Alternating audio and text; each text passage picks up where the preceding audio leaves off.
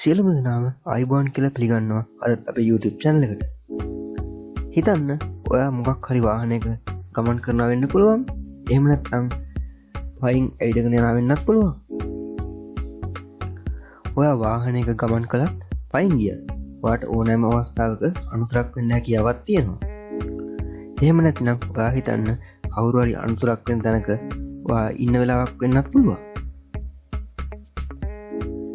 මේ අවස්ථා දෙක ගැනම හිතුවොත් ඔයාට අනතුරක් වෙන අවස්ථාවේදී කවුරුන් හෝ රක්ෂායට එවි.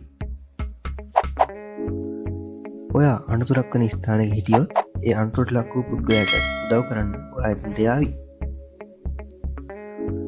අද අපි කතා කරන්න යන්නේ මෙවැනි අවස්ථාවකදී Apple ආයතනය විසින් අනතුරට ලක් වූ Apple දුරකථනයකින් පුද්ගලයෙකුට මොන වගේ පහසුකම් ලබා දීලා තියෙනවද කියලා.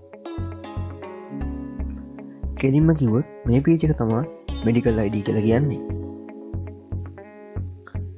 එහෙනම් අපි බලමු මේ පේජ් එකෙන් මොකද වෙන්නේ කියලා. හිතන්න ඔයා හදිසියේ අනතුරකට ලක් වෙනවා කියලා. මේ අවස්ථාවේදී ඔයාට සිහිය නැති වෙලා කතා කරගන්නත් බැරි වෙන්න පුළුවන්. ළඟපාතේට කවුරු හරි ඔයාව එක්කම හොස්පිටල් එකට ගිහින් දායි. ඒත් හිතන්න මේ අනතුර පිළිබඳ ඔයාගේ පවුලයට කරනව දැනගන්න පුළුවන් වුණා නම් ඒ වගේම තමයි ડોක්ටර්ස්ලට අවශ්‍ය වෙනවා ඔයාගේ වයස, ඔයාට මොකක් හරි කලින් ලෙඩක් තිබුණාද, එහෙම නැත්නම් ඔයා මොකක් හරි ලෙඩකට වේද මොනවද, නැතිනම් ඔයාට හදිස්සියේ ලේ දෙන්න අවශ්‍ය වුණොත් ඔයාගේ බ්ලඩ් ගෲප් එක මොකද්ද වෙන තොරතුරු දැනගන්න අවශ්‍ය වෙනවා. මෙම තොරතුරු පරීක්ෂණයකින් හොයන්න නම් යම් කාලයක් ගත වේවි. සමහර විට මේ විනාඩි කිහිපයක ප්‍රමාදය ඔයාගේ ජීවිතය වලට නැති වෙන්න පුළුවන්.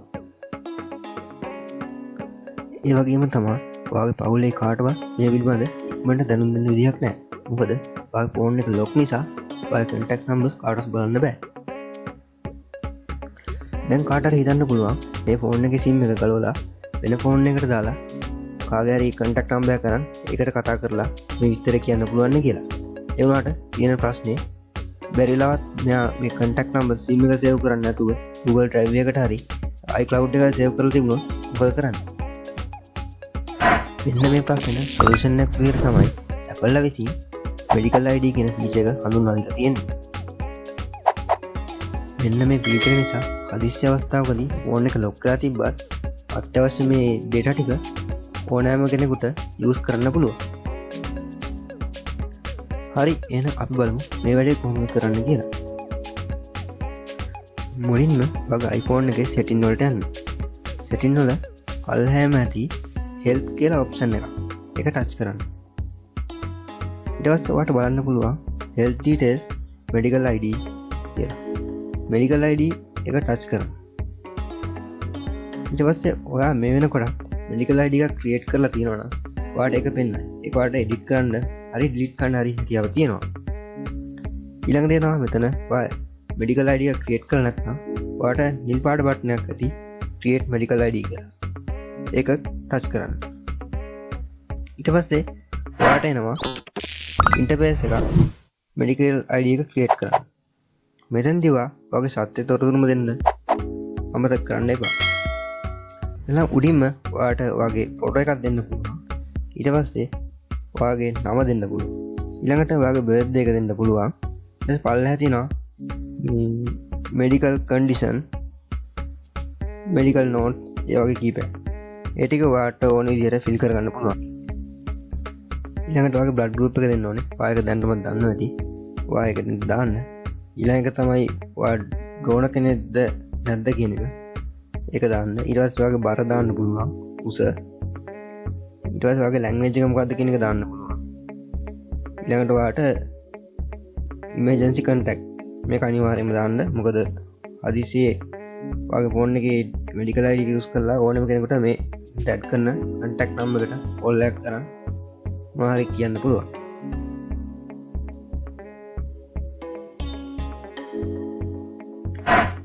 ඊළඟට ඔයා අනිවාර්යයෙන්ම emergency access කියන එකේ show when lock කියන එක enable කරලා තියන්න. ඊළඟට ඒක next කරන්න. next කරාම ඔයාලට බලන්න පුළුවන් ඔයාගේ add කරපු සියලුම data ටික මෙතන පෙන්වන්න. ඊට පස්සේ ඒක done කරාම මෙඩිකල් ID එක ක්‍රියේට් කරලා තියෙන්නේ. හරි එහෙනම් අපි දැන් මේ පේජ් එක ටෙස්ට් කරලා බලමු. හරි දැන් ඔයා හිතන්න කවුරු හරි අන්තර් ලකුව කෙනෙක්ට උදව් කරන්න යනවා කියලා.